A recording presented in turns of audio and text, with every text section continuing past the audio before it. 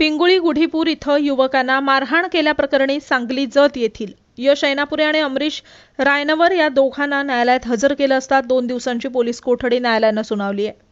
दरम्यान या प्रकरणी परस्पर विरोधी तक्रारी पोलीस ठाण्यात दाखल करण्यात आल्यात।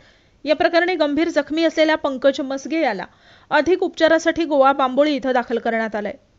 पिंगुळी येथील उमेश गंगावणे आणि पंकज रणशूर हे दोघं जण मयेकर यांच्या दुकानावरून आपल्या घरी जात असताना सर्व्हिस रोड इथं 3 इसम रस्त्यावर वेडेवाकडे चालत होते, म्हणून गंगावणे आणि रणशूर यांनी त्यांना रस्त्यानं सरळ चाला असं सांगितलं।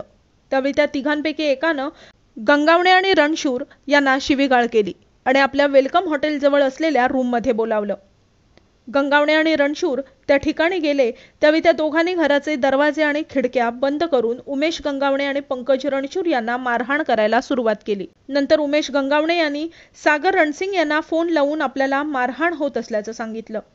हे सांगितल्यानंतर वाडीतील अनेक जण त्या रूमच्या शेजारी आले, मात्र दरवाजा काही उघडला गेला नाही। त्या रूमच्या खिडकीच्या काचा फोडून बघण्यात आलं त्यावेळी पंकज रणशूर याला खिडकीच्या फुटलेल्या काचांनी मारण्याचा प्रयत्न करत असल्याचं निदर्शनास आलं। अखेर त्या ठिकाणी जमलेल्या ग्रामस्थांनी दरवाजा फोडून आत गेल्यावर त्यांना ही सर्व घटना दिसली। पंकज मसगे याच्या डोक्यावर यश ऐनापुरे याने फावडे मारल्याने तो गंभीर जखमी झाला। घटनास्थळी पोलीस दाखल झाले आणि सर्वांना ताब्यात घेतलं। ताब्यात घेतल्यानंतर आज न्यायालयात हजर करण्यात आलं। दोघांना पोलीस कोठडी सुनावण्यात आली आहे। दरम्यान यश ऐनापुरे यांनी कुडाळ पोलीस ठाण्यात परस्पर विरोधी तक्रार दाखल केली आहे।